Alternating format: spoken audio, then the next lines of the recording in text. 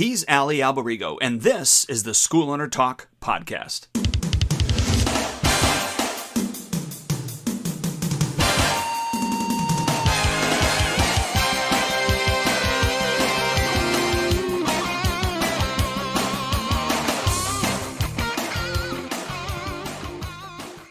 Good day to you, sir. It is wonderful to be with you. How are you today, sir? I am doing good. Can't complain at all. Good. I'm excited for our conversation today. Our topic. We're gonna chat about how to beat your competition, and everybody wants to beat their competition, right? Yep, absolutely. They want to be the top and number one person, right? That's the way it goes. I used to be like that too. Yeah, absolutely. And it's partly it's an ego thing. Especially martial artists with egos. I mean, who would have thought that would be a combo, right? Exactly. So, but I'm excited to dive right in and chat about beating your competition. Anything you want to say before we actually? Well, the one thing I did want to say is we got so many compliments on our last podcast that I got. Not even on the web. I had phone calls. Like for the next hour and a half, people were calling me that were listening to the podcast that loved it because they like it when we speak about things that are not normally spoken about in our industry.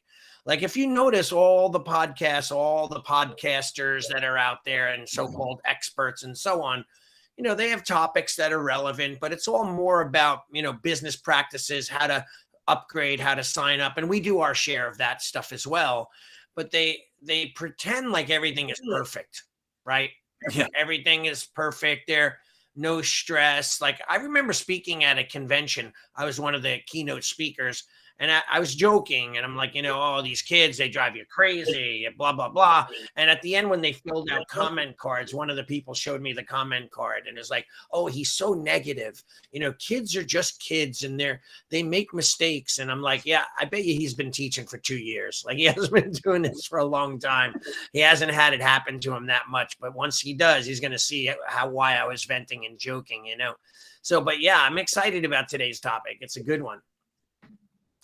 Yeah, so I'm wondering if we shouldn't just first define what we mean by beating your competition. Right. And first off, obviously, everybody thinks that your competition are other school owners. Now, I don't know.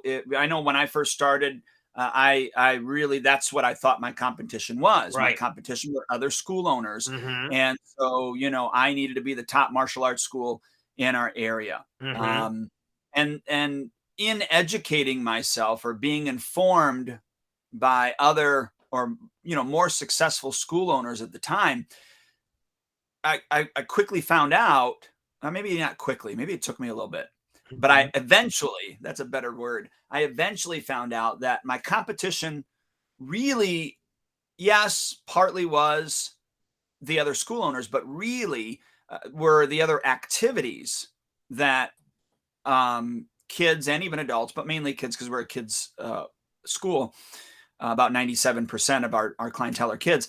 That really the other activities are our competition. Mm-hmm. So I guess the first question would be, do you agree with that? Do you disagree? Or how do you land with that topic first? Well, so we've all heard in the industry, everyone, every coach, every consultant, every business that deals with martial arts talks about how the competition is not the school, the other karate school, the other business that runs and teaches jujitsu. It's all the other sports, right? It's all the other activities. And I'd like to dig into that a little with you and talk about that. But I think that there's a few things that we misunderstand when we say who's our competition. And sometimes I think our biggest competitor is ourself, where we have a lack of vision and lack of self-motivation. So we may think it's the school down the road that's taking our students, or it's the other sports that are taking our students, or, whatever. But we have to remember that sometimes it's about us, how motivated we are when we teach, how motivated we are to build and grow our schools and market our schools. So sometimes where we are our own worst nightmare and enemy, right? And we forget that because we want to blame outside factors a lot. And a lot of times we want to, it's like this, Dwayne, it's the food's fault when you gain weight, right? Like and it's true, like, if you only ate crappy food, it could be a part of the food's fault, but it's not the food's fault that you're eating crappy food, right? So it's not the school owner's fault that they're not getting business, or is it? Or is it the school owner's fault because they're not doing all the things they need to do? So I think that that's a big portion of, who our competition is. It's ourselves at times. Yeah, it's really the conversation that happens between both ears, Right. and what we end up believing in ourselves. Mhm. That kind of takes this conversation into a maybe down a different hole, if you will, Yeah. than what I was actually first thinking about when we had talked about doing this. But Yeah. and then it's quite fine. But Well, yeah, it's the me, conversation. I gotta always throw a wrench in everything. No. You're Shihan, not Renchi. So no. So, anyways, yeah, I do. I think, and I was there, especially when I bought my partners out.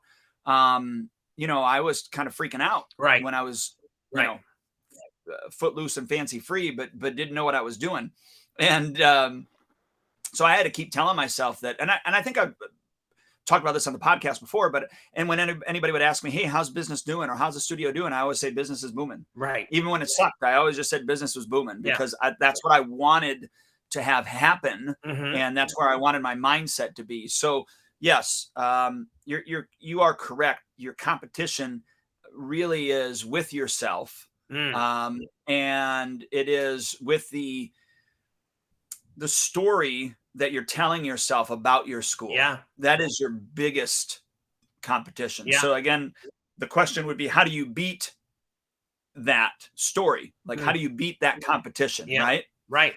Um, I would say first and foremost, you have to start telling yourself a different story. Right.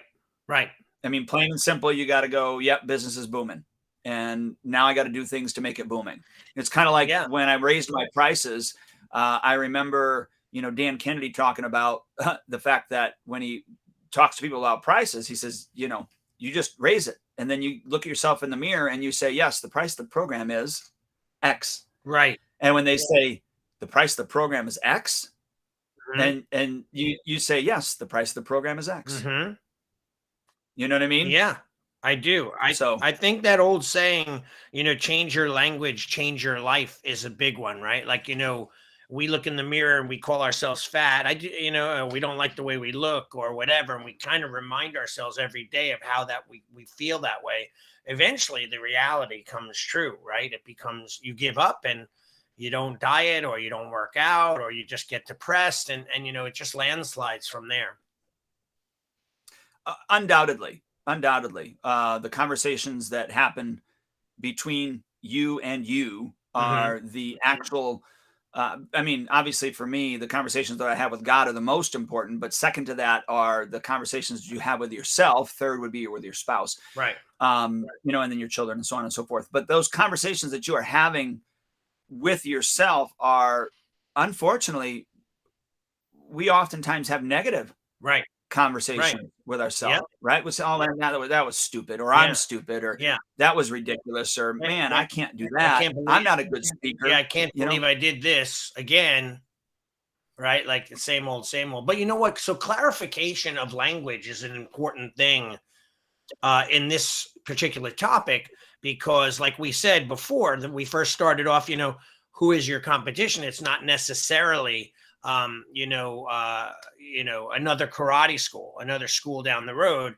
It's other things and other factors. So once we start understanding that and listen, I've always, my ex-wife and I, we're still best of friends, my daughter's mom, and she used to always ask me, she's like, "Ali, how come you share all your technologies and your systems and your ideas and your marketing and how you do things with your competitors?" And they're my friends. They might be one town over, and technically it could affect my bottom line. I mean, technically it could, but at the same time, I figured, like, hey, share, network.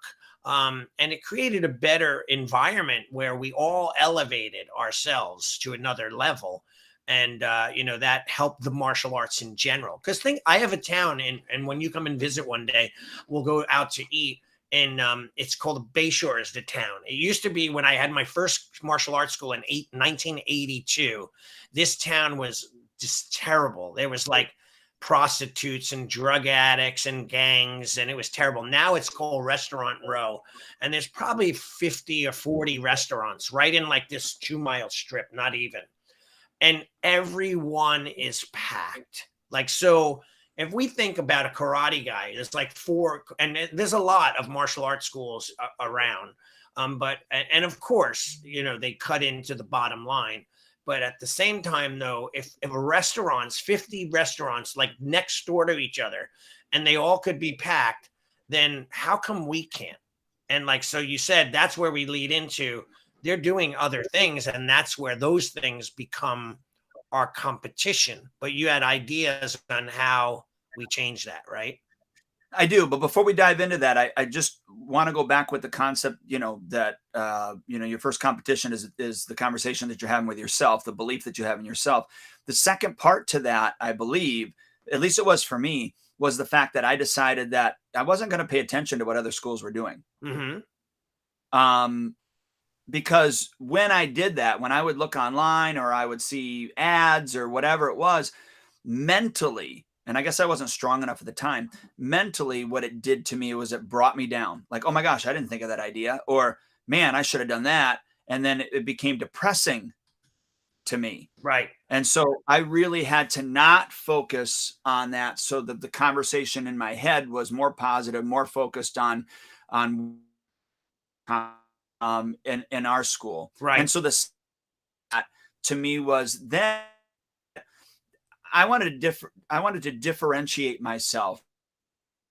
So I went through, what a typical martial arts school does, what a typical martial arts school offers. Right. And then I came up with different things that we do. I mean, obviously there's similarities, of course, but different things that we do, different things that we offer, and also our emphasis, our focus would be, which would, differentiate us from someone else. So I think that's the next part of beating your competition.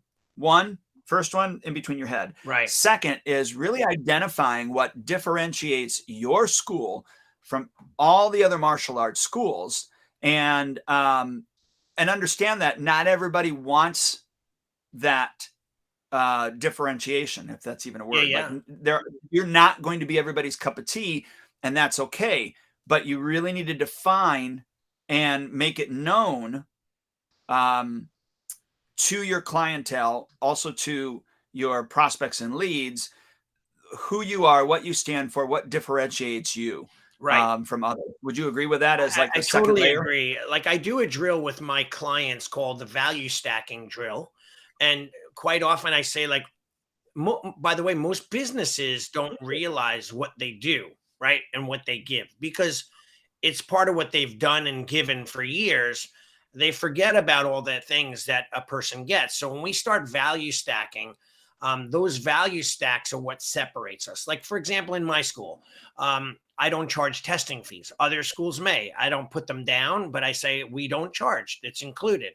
Like, we give out a sticker reward system at the end of every class. The kids get to turn those stickers in and buy things in our store. That motivates parents to get the kids to go and keeps them going, right? We give out perfect attendance rewards and perfect attendance trophies. And the list goes on and on and on and on. And these are our value stacks. And that's not even what we do as far as our credentials and our system, but all these things piled on top of each other in stacked form is going to give them way more. Like, most schools do not do sticker system rewards. They don't do perfect attendance rewards. They charge for testing.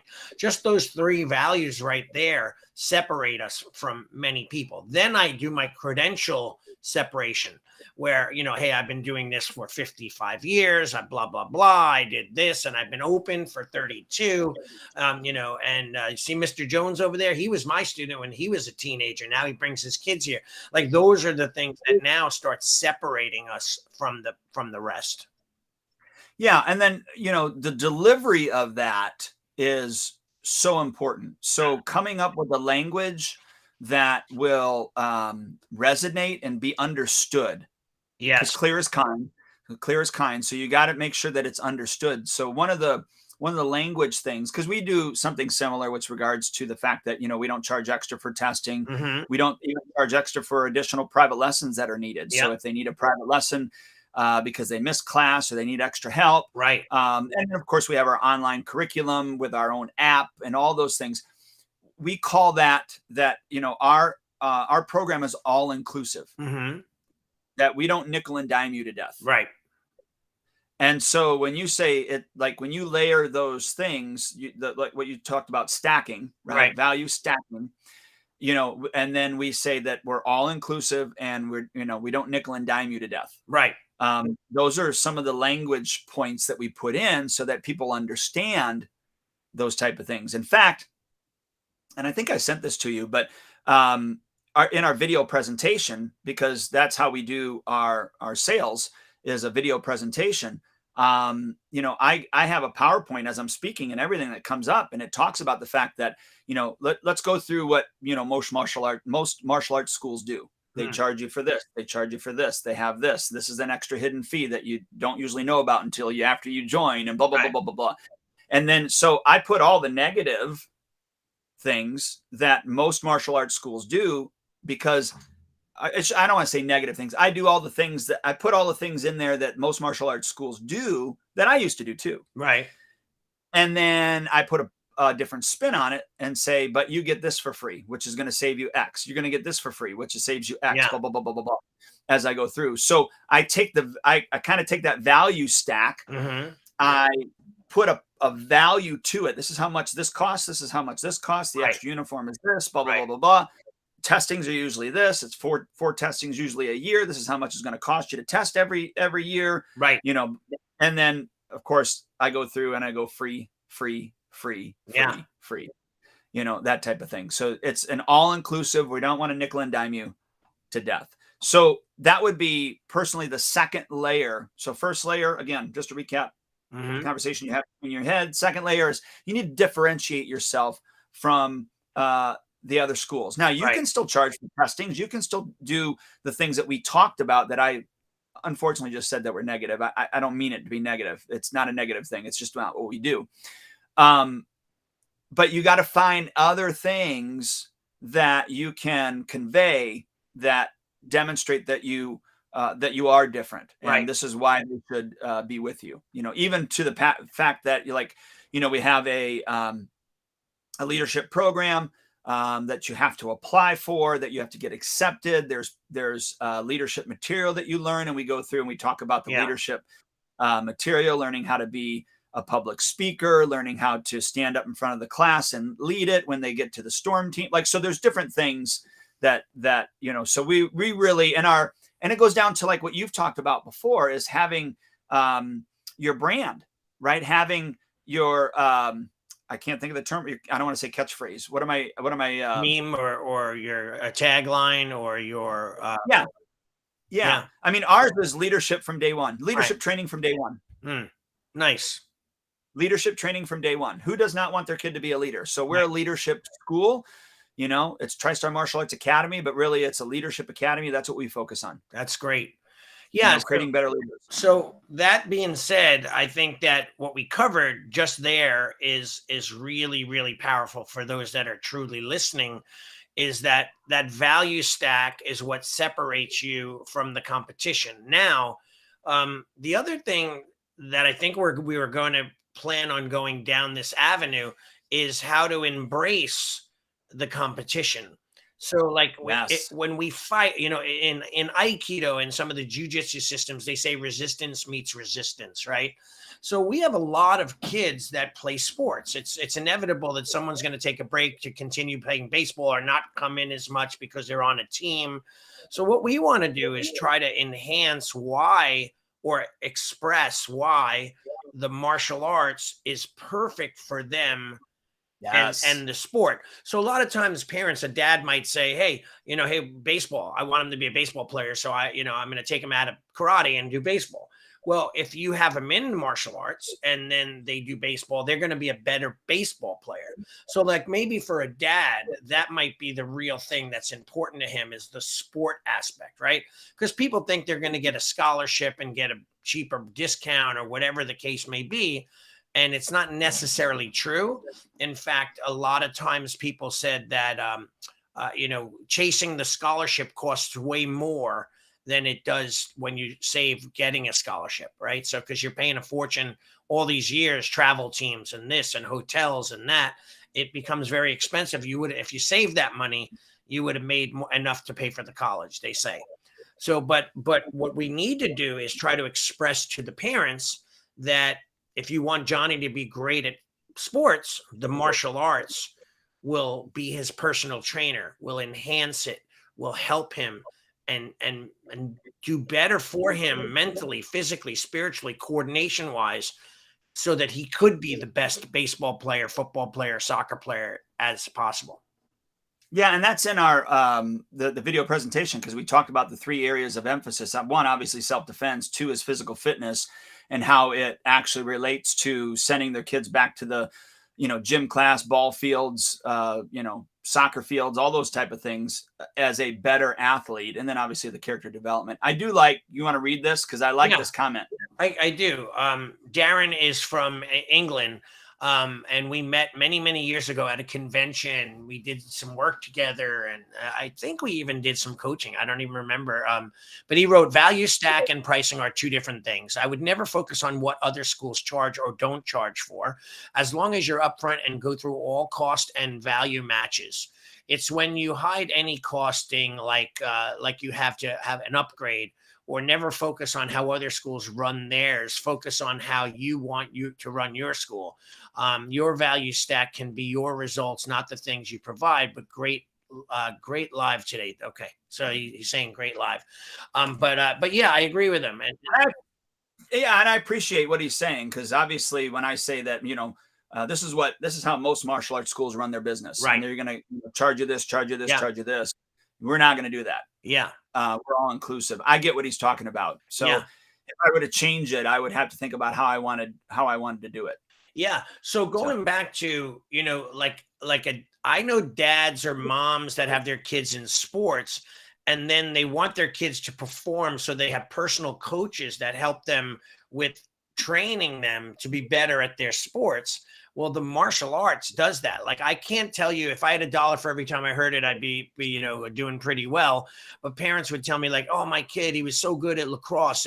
The coach would always say, where did he learn that? He was running and he fell and he rolled and he caught the ball, or football or baseball, the coordination. Like, I am amazed, and maybe it's just because a lot of kids don't do other sports and they come to us and they're very uncoordinated.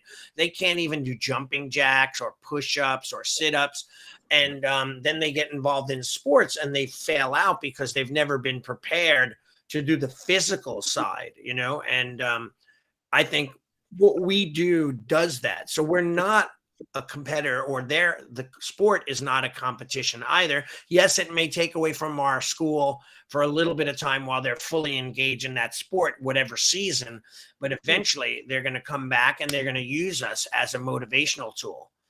So I think, I think that's the next layer is, making sure that you're communicating with your clientele, right? That it's going to enhance the other sports that they may or may not, get into. But either way, they're going to have to do some of those things in PE. Because I don't know about you, I can remember being in PE. I couldn't even do a pull-up. I don't think they do that stuff by us anymore. Hardly any physical education, gym class, exercise. We were looking at a gym. Walking through the gym to look at, we were running my tournament there a few months ago. So we walked through the gym it's a high school, while the high school gym class was going on. They were playing badminton. We were kind of almost laughing to ourselves, me and my 2 buddies, because this one kid must have swung and missed like 11 times just to hit the badminton thing. Then there's 5 other kids. They're actually not even participating in gym class, laying on the floor in the corner. And the gym teacher comes over and says, "Can I have your rackets? Because you guys aren't going to do anything, right?" They're like, "No." Another kid's in the corner playing his guitar.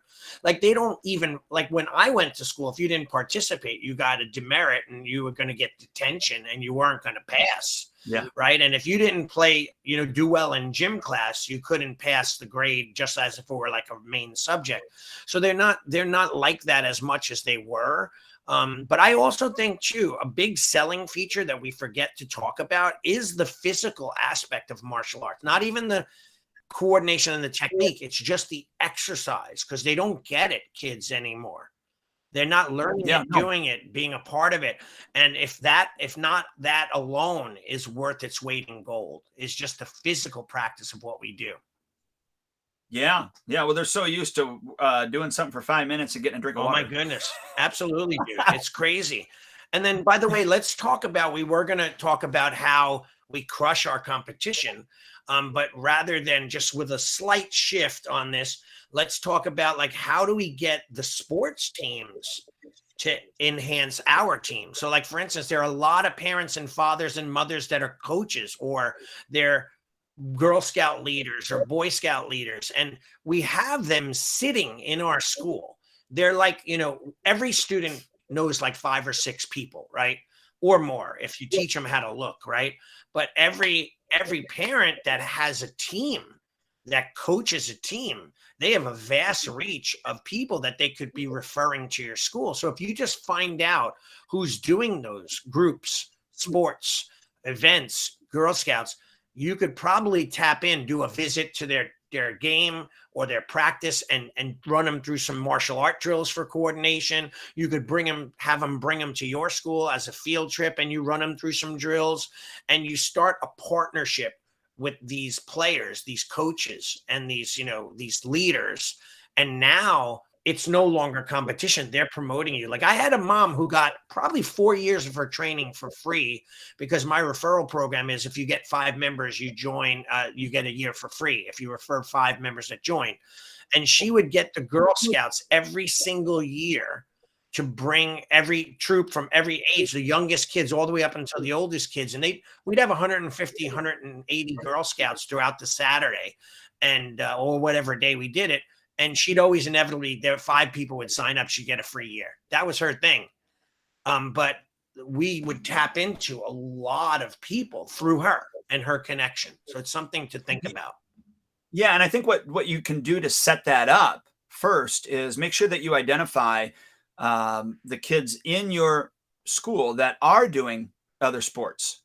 And when you are helping them, here's the important piece. When you are helping them, let's say with a technique, or you're doing kicking drills or whatever it is, right?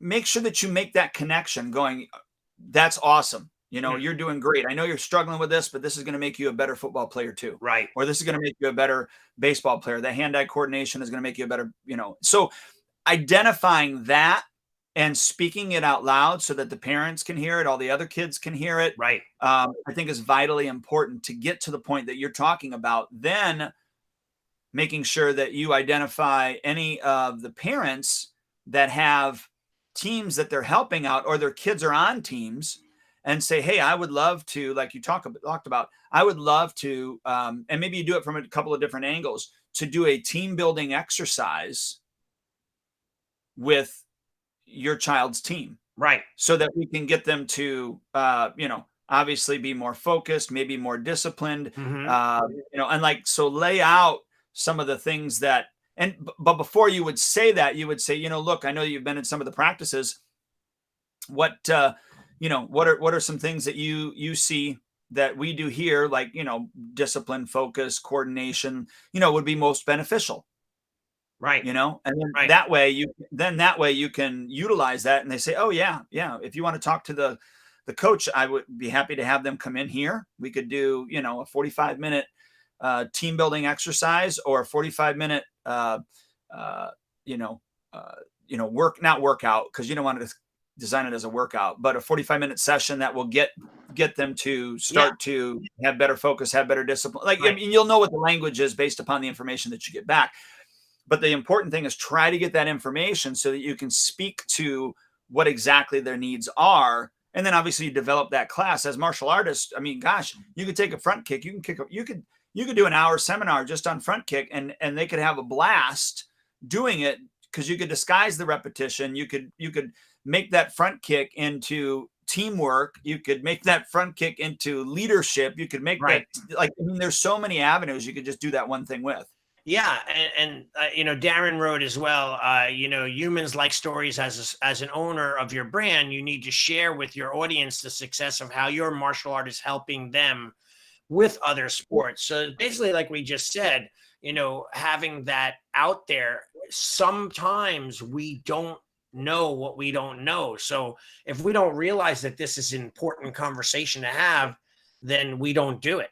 We're going to glance over it. So like when I do what we call my dojo tour, I will take them and explain to them things that are quite obvious in my head, but Sure. you have to point out. Like, for example, this is our lobby. We have these cafe tables for you to sit and watch. Those are the 2 monitors. You could view, you could sit, you could relax, you meet friends, you start developing a friendship with other parents, and it becomes your time. Like the key words is, sit and relax, meet like-minded people and friends, and get your own time, right? Like sometimes, so I use those words, and let me take you down the hallway. And then I have all pictures. These are the pictures of our kids. And, oh, this is Colton, when he first started, I have a cute picture of him he's in his gi, but he's got his sippy cup with him, and he's standing in his kitchen. And I go, he has been with me now for 2.5 years. He's now in our Mighty Warrior program, and kids grow up in our program, and then I show pictures of my belts when I had my uniform when I was 5 years old, and my first black belt certificate. And there's like a story as we take the tour of the school. And I also explain benefits. These are our tatami mats. I don't leave it there. These are for safety. These are Olympic grade quality tatami mats. Like, so for safety, like putting that safety in their head. We care that they're safe, right? We have cameras. There's 1, 2, 3, 4, right? Like that kind of thing. So you could watch anywhere on Zoom from your car, walk around the neighborhood, your husband at work or whoever. Anyway, I'm walking them through the tour, but I'm explaining it so that I could put the things of importance in their mind. Right? Does that make sense? It makes perfect sense. And when you're able to, work with the parent and them understand, them trust you, know you, like you, trust you, and then they invite you into, or introduce you to the coach or coaches that you can start to help with. Then I think what the nice part about that is it's no longer your competition. Those other sports are no longer your competition. They start to see you as somebody that they can, collaborate with. Exactly. And that's really where you want to get as a school, is with those other sports. If you can become a collaborator, where you guys are able to work together, so that that's not competition anymore. You enhance, because most of those sports, what do they want? They want to win. They want their kids to be the best, so that they can be number one. So if you can help them become number one, or at least move from 3 to 2, then you've done your job, and they're going to see you a little bit differently. And of course, then you have, so who has if you're a kid's school, right? Who has your list? Right. That's the question. Yeah. Well, schools have your list. Well, you can't go to the school and ask for the list. They're not going to give you the list.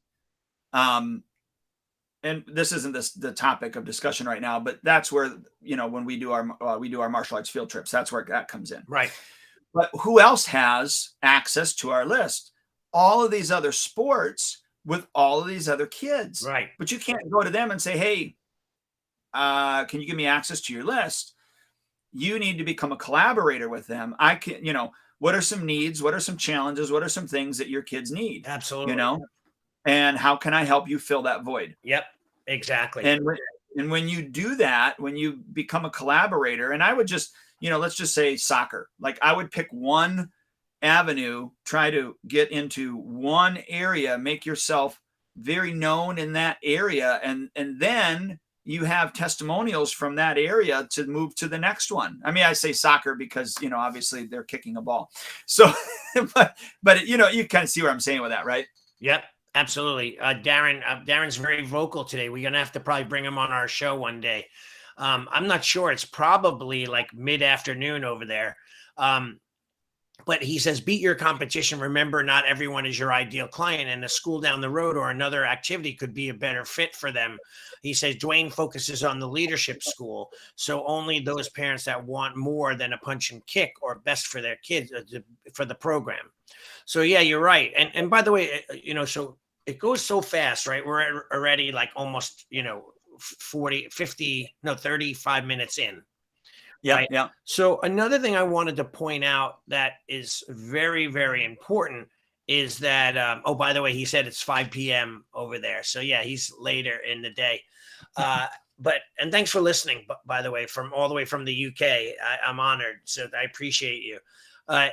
The other thing we forget is when we use the word competition, remember we have to clarify the word. It's not necessarily who competes with us or activities that compete with us. And initially I had said, maybe it's yourself, right? But so we also have to know that, boredom is a big competitor, right? Lack of promotion or progression or, growing in the art. The biggest problem, I think, especially in the kids market, is the lack of the parent involvement.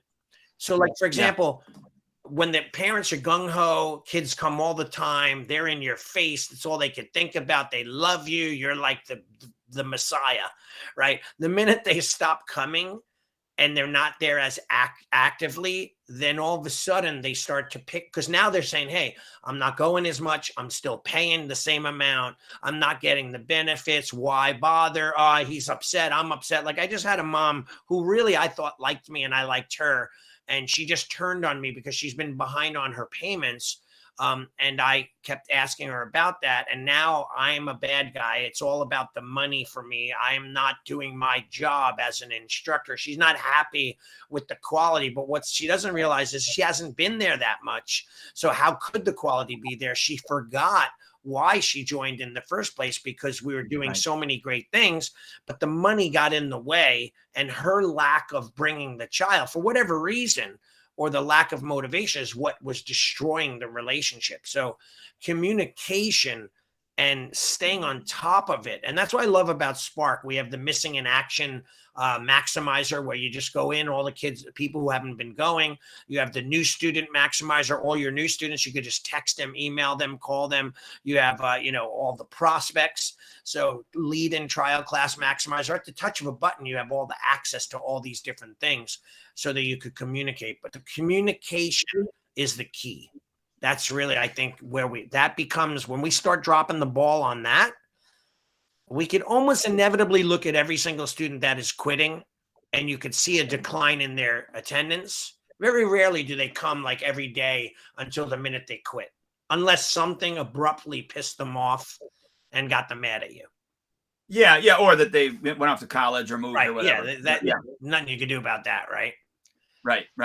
But communication is the key, and I think that communication, boredom, lack of knowing where you're going, goal setting, or motivation, those are probably the three biggest factors. Because look, you and I would all have 2,000, 3,000 students, because no one would have ever quit if we were we kept everybody that's ever joined. It would be like, filling up a coliseum.